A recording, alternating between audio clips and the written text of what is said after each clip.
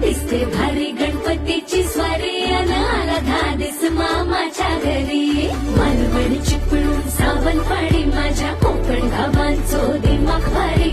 दिसते भारी गणपतीची स्वारी माझ्या